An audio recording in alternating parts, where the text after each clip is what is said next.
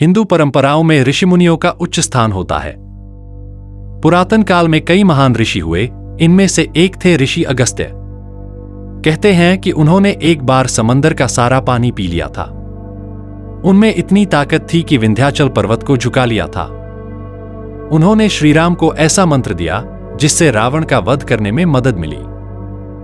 कहते हैं कि जगतगुरु ब्रह्मा ने धरती पर संतुलन बनाए रखने के लिए सप्तर्षियों की उत्पत्ति की थी। अगस्त्य ऋषि उनमें से एक थे।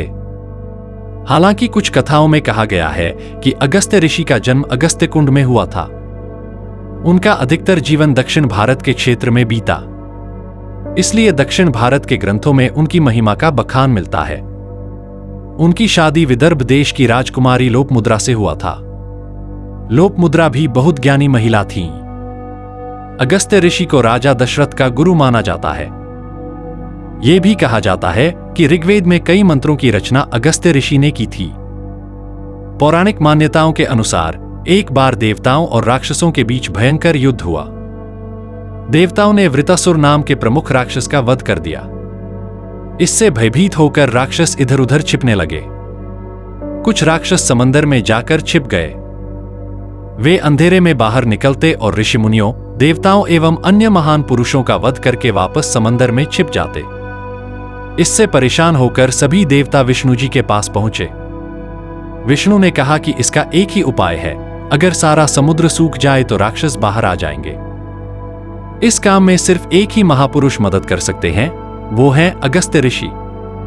इसके बाद सभी देवता अगस्त्य ऋषि के पास पहुंचे और अपनी चिंता बताई। अगस्त्य ने उनकी बातें सुनी और उनके साथ चल दिए। अगस्त्य ऋषि ने समंदर का सारा पानी पी लिया।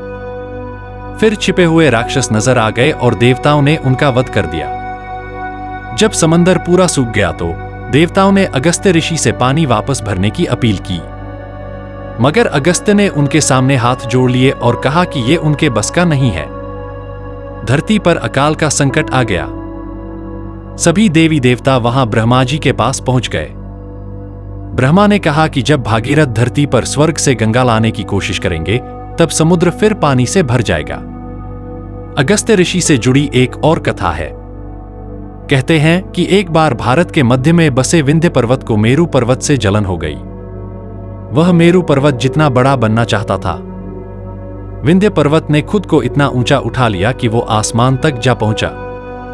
इससे सूरज चंद्रमा सारे छिप गए और धरती पर अंधेरा छाने लगा। तब कुछ लोग अगस्त्य ऋषि के पास आए और इसका उपाय निकालने के लिए कहा। अगस्त्य ऋषि उस समय उत्तर भारत में रहा करते थे। उन्होंने विंध्य पर्वत से कहा कि नीचे झुको, मुझे दक्षिण की ओर जाना है। ऋषि की महानता को देख विंध्य पर्वत ने तुरंत हामी भर दी और अपना कद छोटा कर दिया। इससे धरती पर फिर से सूरज और चंद्रमा चमकने लगे। ऋषि ने यह भी कहा कि जब तक वे दक्षिण से उत्तर की ओर वापस न लौटें तब तक वह अपना कद न बढ़ाए। विंध्य पर्वत ने उनकी ये बात भी मान ली। ऋषि अगस्त्य फिर दक्षिण आए और वहीं बस गए। वे कभी उत्तर की ओर नहीं गए और विंध्य पर्वत ने भी अपना कद नहीं बढ़ाया। ये थी महान ऋषि अगस्त्य की कहानी। अगर आपको ये वीडियो अच्छी लगी हो तो इस चैनल को सब्सक्राइब जरूर करें।